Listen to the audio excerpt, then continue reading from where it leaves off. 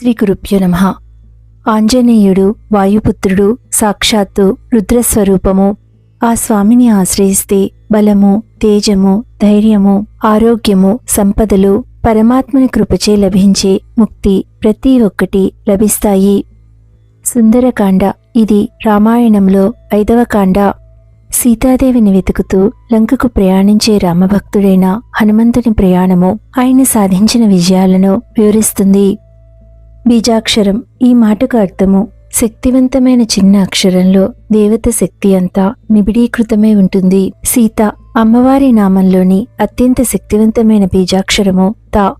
సుందరకాండ తా అనే బీజాక్షరంతో మొదలై 68 సర్గలు కలిగి ఉండి తా అనే బీజాక్షరంతో ముగుస్తుంది. అద్భుత శక్తులతో కూడిన ఈ శబ్దము విశ్వంలోని కనిపించిన స్థాయిలలో పనిచేసి భక్తునికి ఉన్న అన్ని రకాల సమస్యలను దూరం చేసి అద్భుతాలను సృష్టిస్తుంది. జీవితంలో ఏది పారాయణ చేసినా చేయకపోయినా సుందరకాండమును పారాయణ చేయాలని పెద్దలు చెబుతారు. సుందరకాండలో మొత్తము 500 బీజాక్షరాలు ఉన్నాయి. ఏదైనా జపాన్ని కానీ స్తోత్రాన్ని కానీ పారాయణ చేస్తున్నప్పుడు, గురువు అనుగ్రహం లేకుండా పారాయణ చేస్తున్నప్పుడు ఒక్కొక్కసారి ఏదైనా హాని కలగవచ్చు. అనగా అనారోగ్యం రావడము, ప్రమాదాలు సంభవించడము ఇటువంటివి జరగవచ్చు. కానీ సుందరకాండ పారాయణ వల్ల ఎట్టి పరిస్థితులలోనూ హాని కలగదు. ఆంజనేయ స్వామివారు అనుగ్రహమూర్తి. ఆయన నామం పిలిచిన వెంటనే పలికే తండ్రి. భక్తితో హనుమాన్ చాలీసాను పఠిస్తే కలలో ప్రత్యక్షమయ్యి భక్తుల బాధలను తీర్చే కరుణామూర్తి.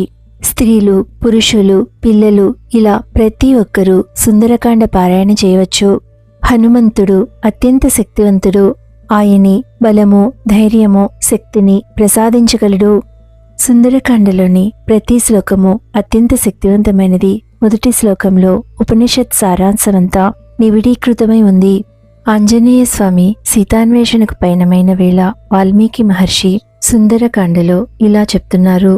ఆ తరువాత శత్రుసంహారకుడైన హనుమ రావణుడు అపహరించిన సీతను వెతకడానికి చారణుల వంటి దేవతలు ప్రయాణించిన మార్గాన్ని అనుసరించడానికి నిశ్చయించుకున్నాడు.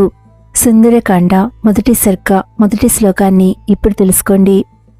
తతో రావణ నీతాయా సీతాయా శత్రుకర్సనః ఈయేష పదమన్వేష్టుం చారణాచరితే పథి.